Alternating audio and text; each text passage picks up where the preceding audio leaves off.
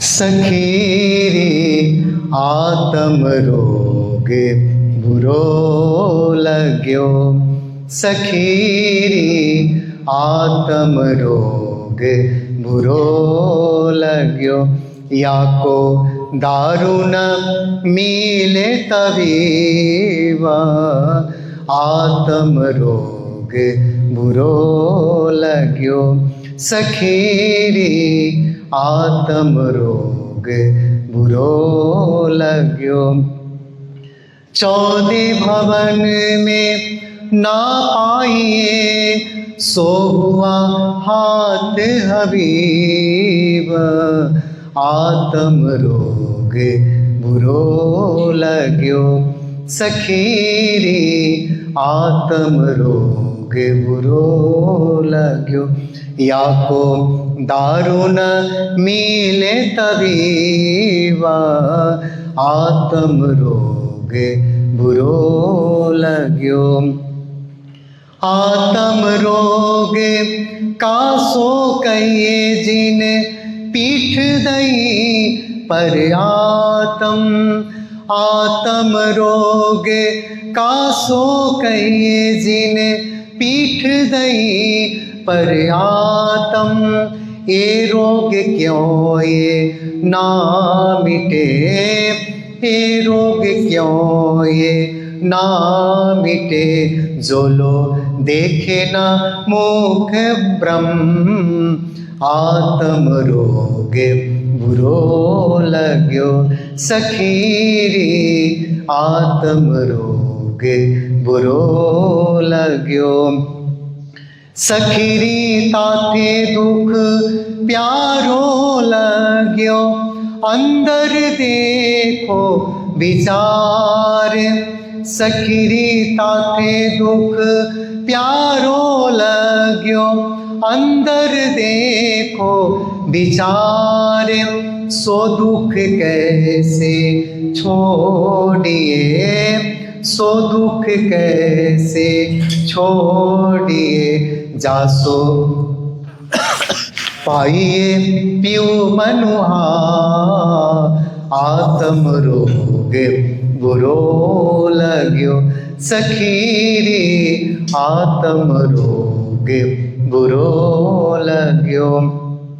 दुख से पियो जी मिल सी, सुख न मिलिया कोई, अपने धनी का मिलना, अपने धनी का मिलना, सो दुख से होए, आत्म रोग बुरो लग्यो।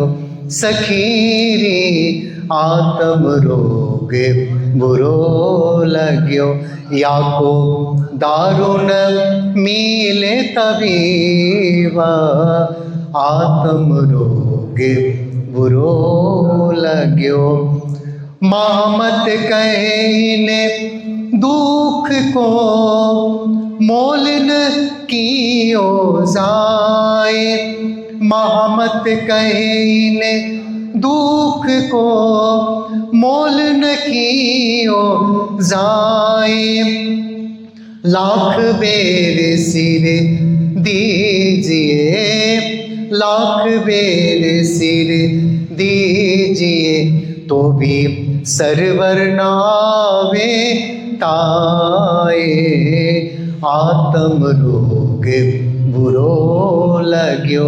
सखीरी आत्म रोग बुरो लग्यो। याको दारुण मिले तबीवा, आत्म रोग बुरो लग्यो।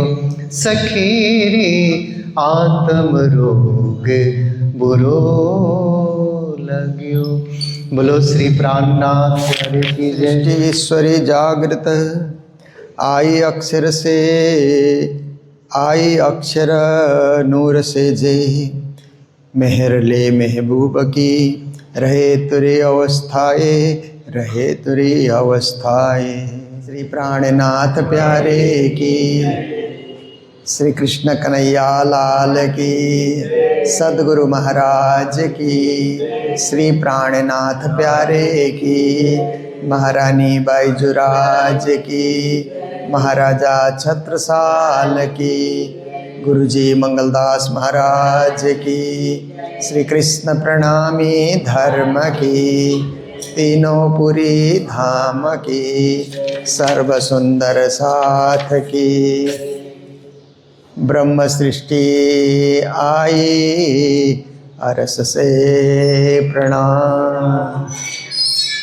उपस्थित धर्मप्राण शिरोमणि सुंदर साथ जी, माताएं, बहनें, भाइयों, देखिए संसार में एक पक्ष है सत्य का, दूसरा पक्ष है झूठ का। सृष्टि के तुरंत बाद, जब विश्व ब्रह्मांड की सृष्टि हुई, उसके तुरंत बाद एक पक्ष बना सत्य का।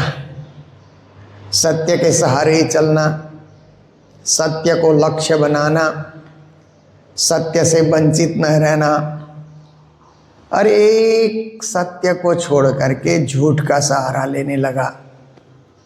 झूठ बोलना, प्रपंच करना, लड़ाई झगड़े करना।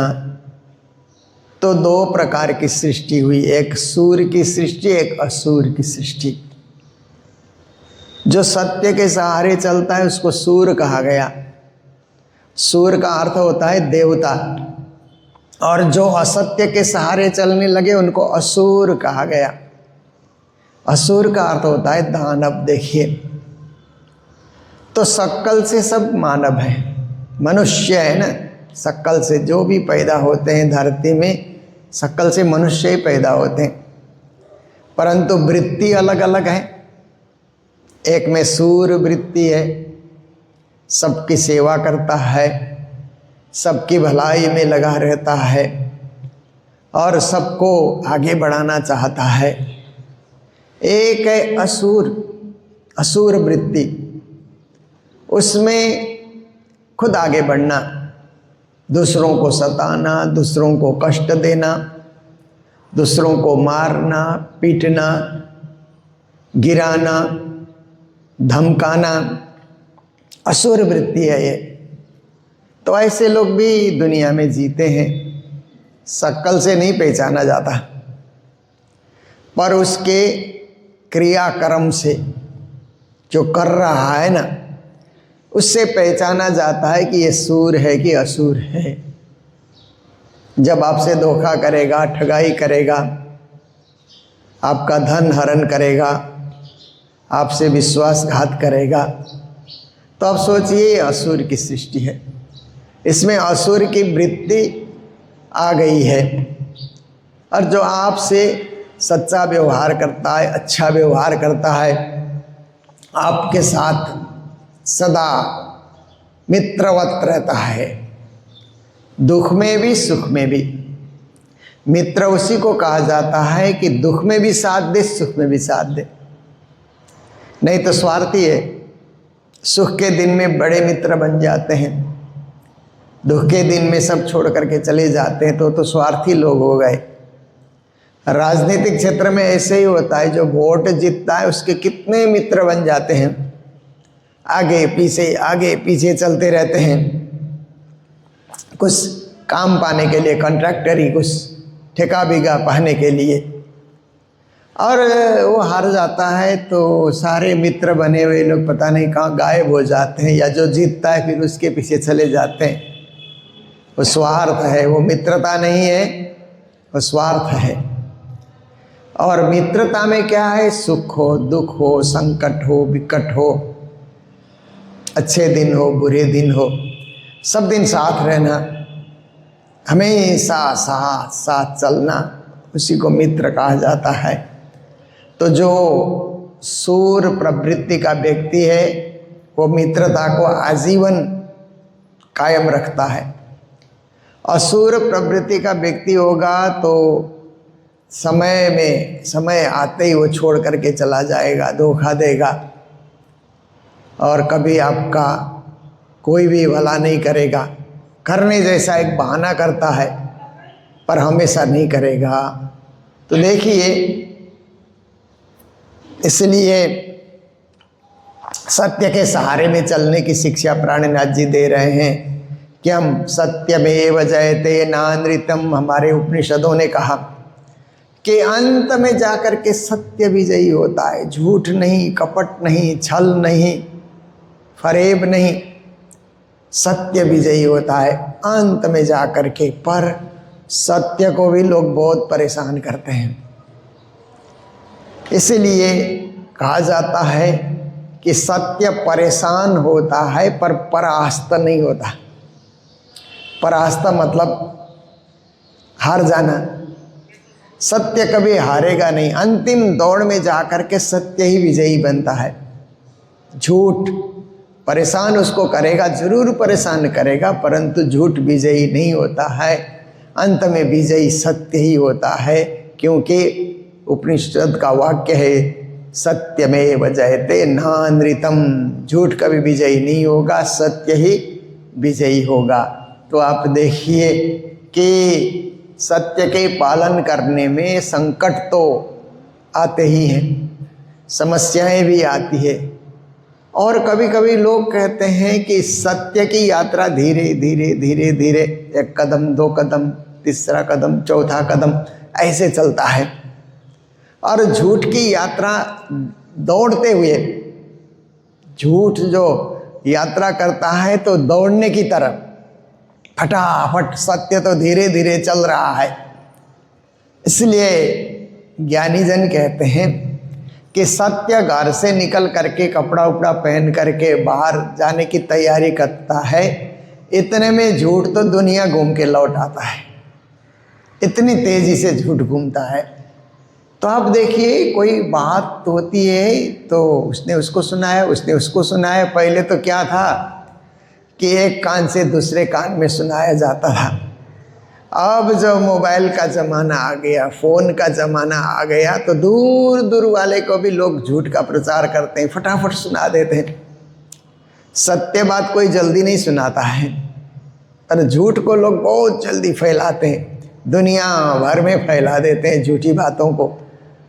आप देखिए कि मोबाइल में भी कोई सत्य न्यूज़ है, सत्य समाचार है, तो उसका इतना शेयर नहीं होता है, इतने लोग उसको देखते पढ़ते नहीं है।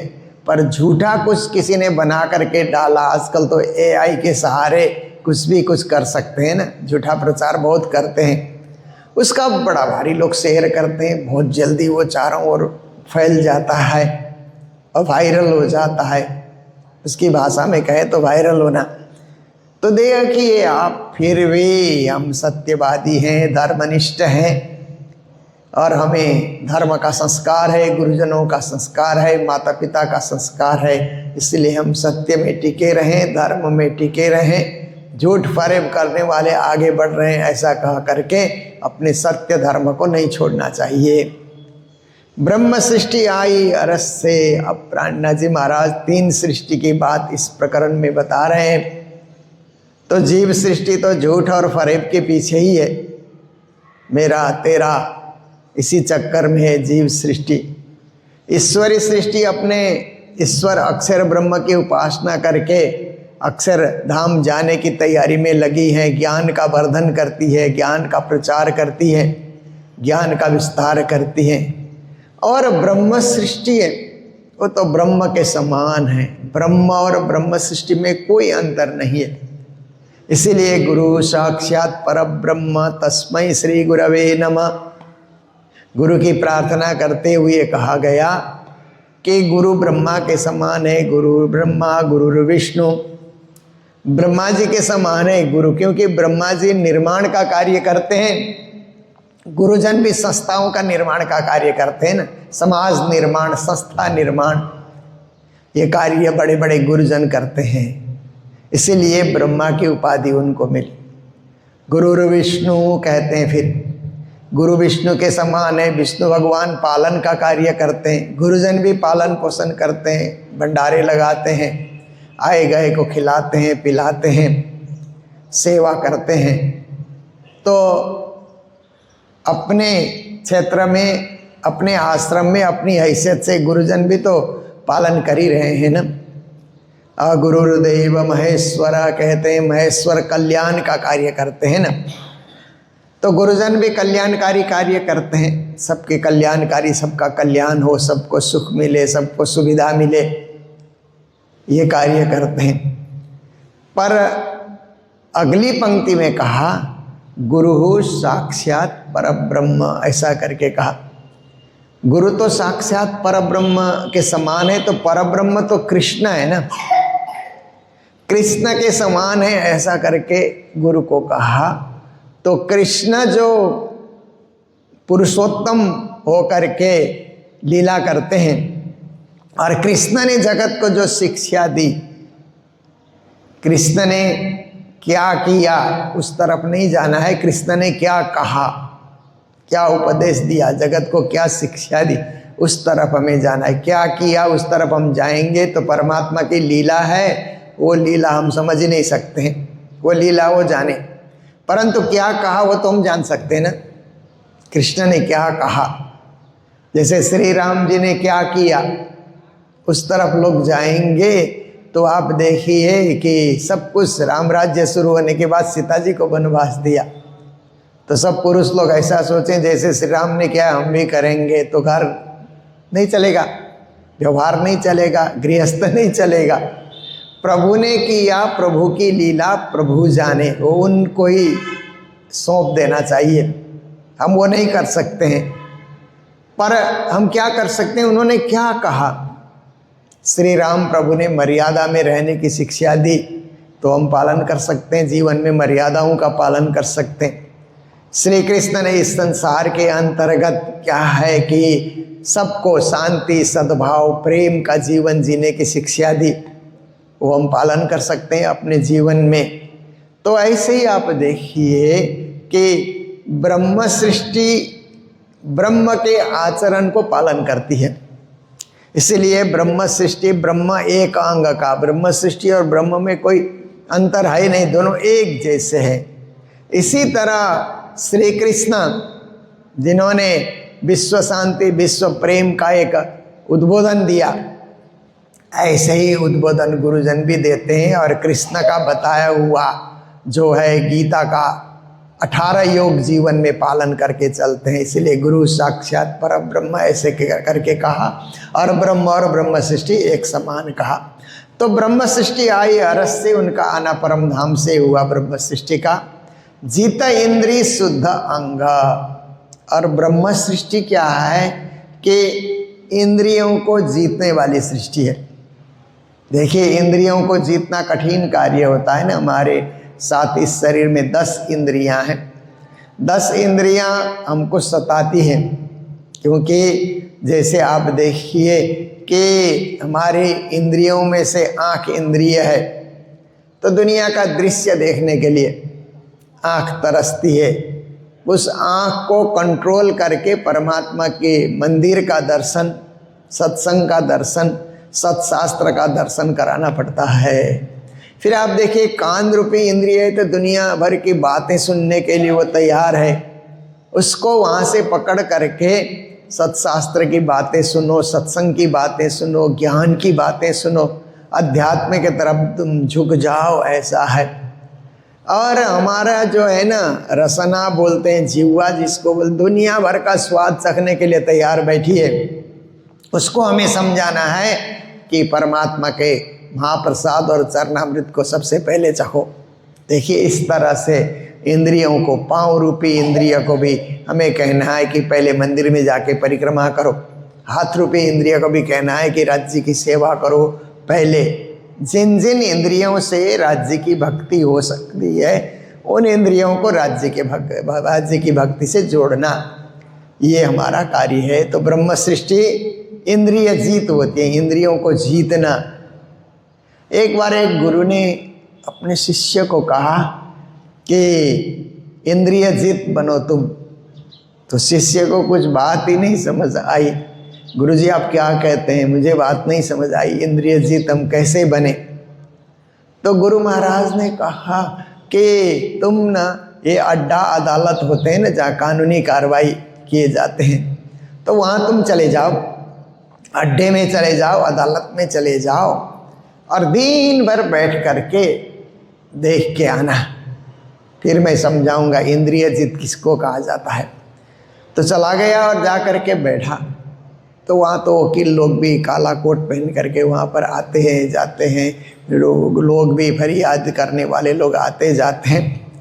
पर उसने दो दृश्य देखा कि उस समय जो ये न्यायाधीश लोग आते थे तो पालकी में बैठ करके आते थे।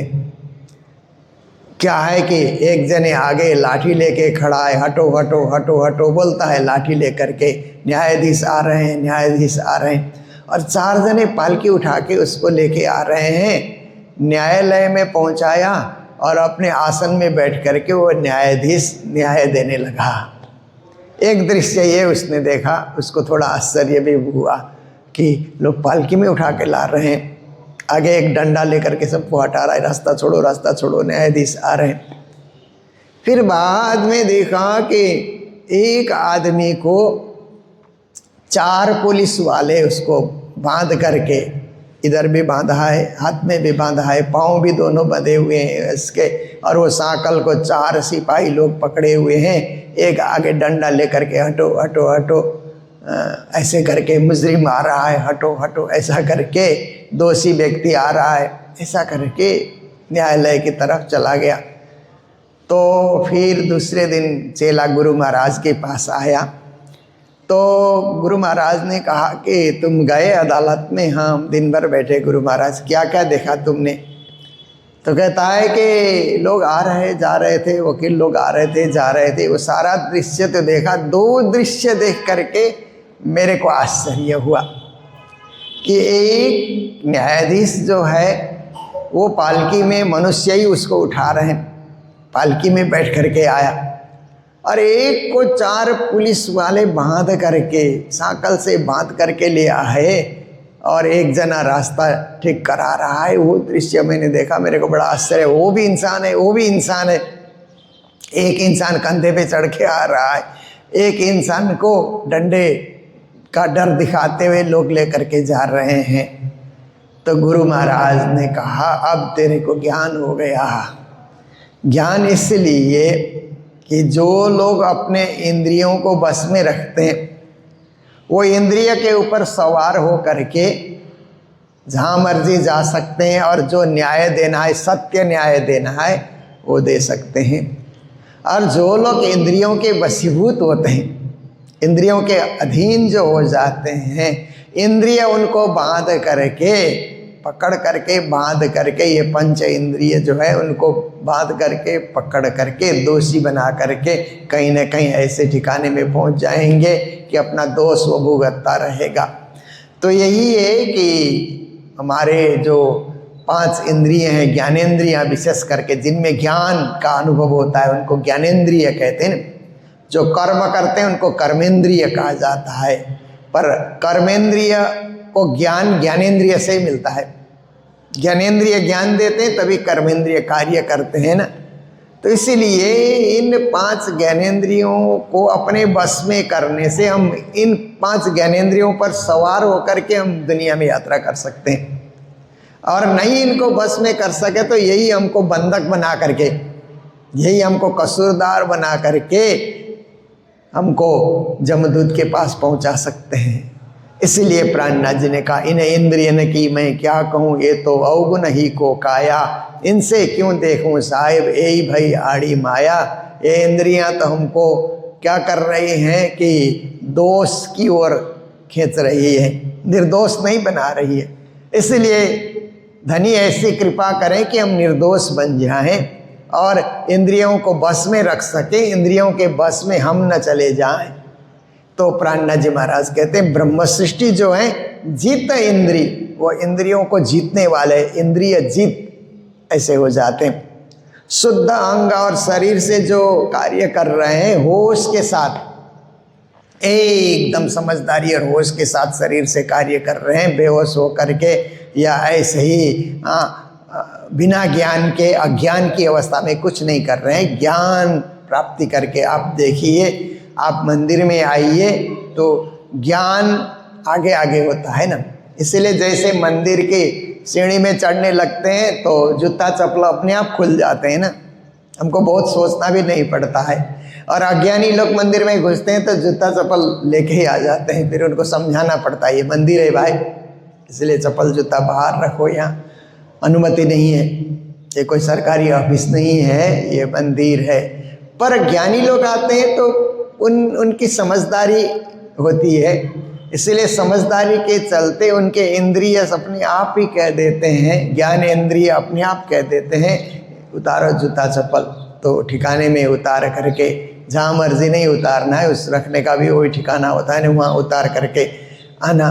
फिर आप देखिए जैसे मंदिर में आते हैं तो हमारे ज्ञान इंद्रिय कहते हैं कि मंदिर में आने के बाद प्रणाम करना चाहिए, हाथ जोड़ना चाहिए और प्रणाम करना चाहिए। मंदिर में आप गए, कोई भी मंदिर में आप जाइए, अपना मंदिर तो है ही है, पर कोई भी मंदिर में हम जाते हैं तो मंदिर में जाने का अर्थ है कि सिर झुका करके हाथ जोड़िए, जो भी देवता वहाँ पर बैठे हुए हैं अपने धाम धनी को याद कीजिए, और सभी देवता विश्व कल्याण के लिए बैठे हुए हैं, सब कल्याण करें ये भाव लेकर के, सब शांति दें, सद्भाव दें, विश्व का कल्याण करें, मेरा भी कल्याण करें, ये भाव लेकर के हम सिर झुका सकते हैं। क्योंकि हिंदू परंपरा में अनेक देवी देवता हैं, सबको मान सम्मान दिया जाता है। तो इस हिसाब से आप मंदिर में जा कर के, ज्ञान इंद्रियां कहती है, ज्ञान कहता है कि प्रणाम करो, झुको, फिर परिक्रमा करो, है ना। ये सब चीज़ें हैं। मंदिर की व्यवस्था जो होती है, उन व्यवस्थाओं में ज्ञान इंद्रियां अपने आप ही तत्पर हो जाती। फिर थोड़ी देर मंदिर में बैठो, मंदिर जाने का अर्थ ये नहीं है कि आप फट से घुसे और निकल गए, ऐसा नहीं होता है। 2 मिनट 5 मिनट आप मंदिर में बैठिए, पूजा के सामने बैठिए, शांति होने का अनुभव कीजिए, सद्भाव होने का अनुभव कीजिए, और परमात्मा के साथ आत्मा भाव से परमात्मा को पहचानने की कोशिश कीजिए। तो ब्रह्म सृष्टि की ये रीत है। ब्रह्म सृष्टि ऐसा करती है कि शरीर की सुध है उनको कि ये शरीर मंदिर जा रहा है तो होश के साथ जा रहा है, और पूजा पाठ करते हुए भी होश के साथ करना है, ध्यान से करना है। छोड़ा माहे बाहर दृष्टि अंतर, वो क्या करते हैं कि बाह्य दृष्टि में वो नहीं चलते हैं। बाह्य दृष्टि मतलब दिखावटी, ऊपरी दृष्टि में नहीं चलते। और फिर बोलते हैं अंदर दृष्टि भी नहीं, अंतर दृष्टि बोलते हैं। अंतर आत्मा में उनकी दृष्टि होती है, आत्मा की दृष्टि से चलते हो। हम तो चर्म चक्षु की दृष्टि से चलते हैं ना। हमारी आँखें क्या है कि ये पंचभूत से ये आँखें तैयार हुई है, इसलिए हम इसी आँख से देख करके चलते हैं। पर ब्रह्म सृष्टि आत्मा दृष्टि को खोल करके चलती है, इसीलिए अंतर दृष्टि उसको का। पर आत्म धनी संगा, क्योंकि उनकी आत्मा तो मूल मिलावे में धामधनी के चरणों में पर आत्मा होके बैठी है ना। सत्य स्वरूप पर आत्म हमारो वासना इस संसार, ना हम आए ना हमें जाना है या सुपन बाजार। गौरी में कहा ना कि हमारा सत्य स्वरूप पर आत्म स्वरूप तो परम धाम में है, वासना सुरता या आत्मा इस संसार में आई है। जाना आना कुछ नहीं है, आत्मा जागृति करना है। आत्मा को का जाना आना नहीं पड़ेगा, स्मरण ही वहाँ का करना है। स्मरण करते ही आत्मा वहीं होगी, पर आत्मा में आत्मा होगी, और परम धाम में आप जागृत होकर के अपने धामधनी के चरणों में अपने आप को पाएंगे। ऐसा ये दिव्य ज्ञान है जो ब्रह्म सृष्टि इस प्रकार से उस ज्ञान को अपने जीवन में उतारी हुई है। एक सुख नेचल धाम का और परम धाम का अखंड सुख का अनुभव करती हैं, और सुख अक्षर अखंड अक्षर ईश्वरी सृष्टि अक्षर धाम का अखंड सुख का अनुभव करती हैं। तीसरो वैकुंठ सुपनो हर जीव सृष्टि वैकुंठ का सुख का अनुभव करती हैं, क्योंकि कुछ सुख जागृत सुख हैं, कुछ सुख स्वप्न के सुख भी हैं। तो जीव सृष्टि को स्वप्न का सुख मिलता है। ए तीधा त्रिधा सृष्टि यूँ कर रहा, इस तरह प्राणनाथ जी ने 3 प्रकार की सृष्टि का भेद बताया, वर्णन बताया पर एक चीज जरूर है, इतना सुनने के बाद अगर जीव सृष्टि में भी ब्रह्म सृष्टि का भाव उदय हो जाए तो आप देखिए कि दुनिया में उदाहरण दिया जाता है ना कि कर्मचारी का उदाहरण लीजिए। कर्मचारी जो लोग काम करते हैं वो कहीं भी काम करते हैं, वही कर्मचारी मंदिर आए, मंदिर में सेवा करने के लिए आए हैं और उनको पता लग गया कि मंदिर में हम झाड़ू लगाने जाते हैं, पोछा करते हैं, सफाई करते हैं, पर नहा के जाना चाहिए। और जगह काम करते हैं तो कोई नहा के नहीं जाता है, ऑफिस सफाई करने जाते हैं, मॉल सफाई करने जाते हैं तो उनको ज़रूरत नहीं नहाने की।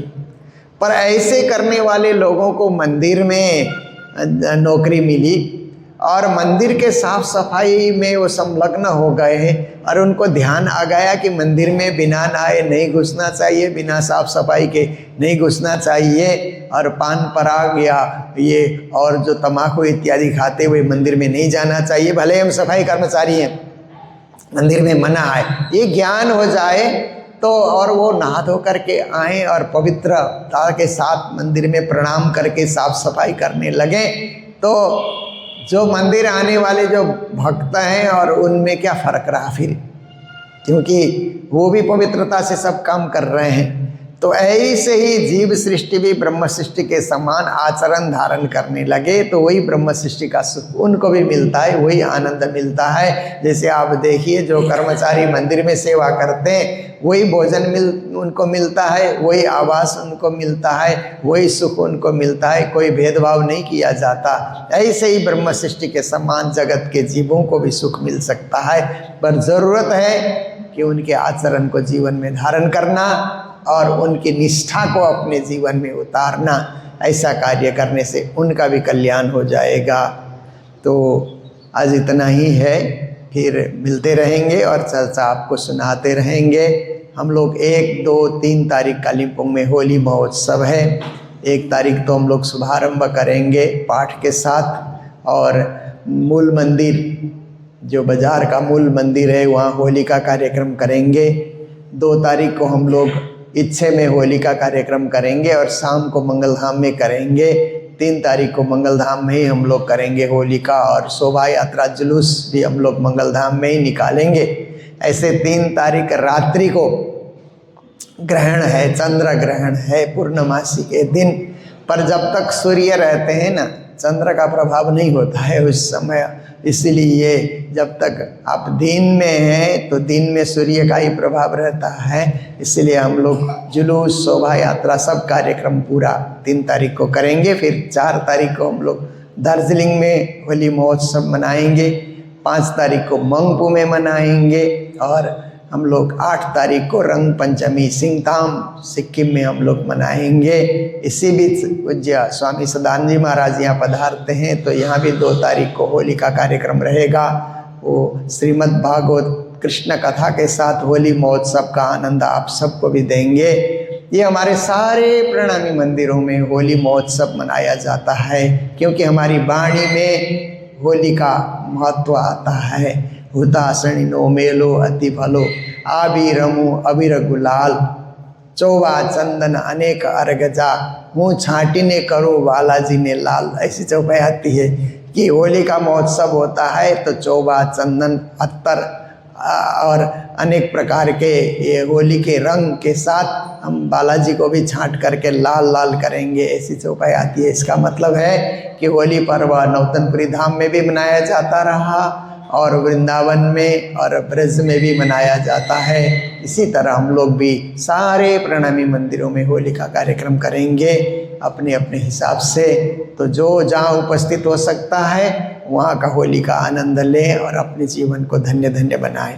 इन्हीं शब्दों के साथ आज की चौपाई को विराम दे रहे हैं।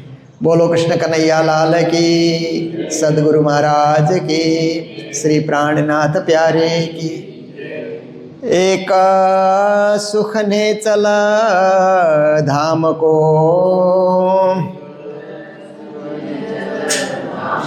और सुख खंड अक्षर,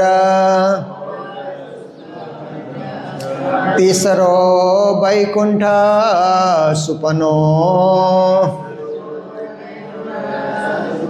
ए त्रिधा सृष्टियों कर,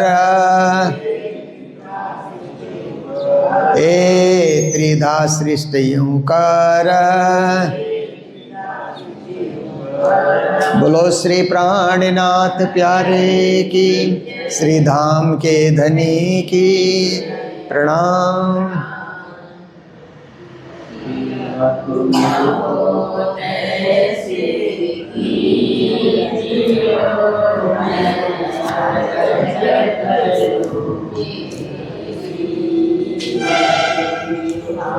Amen.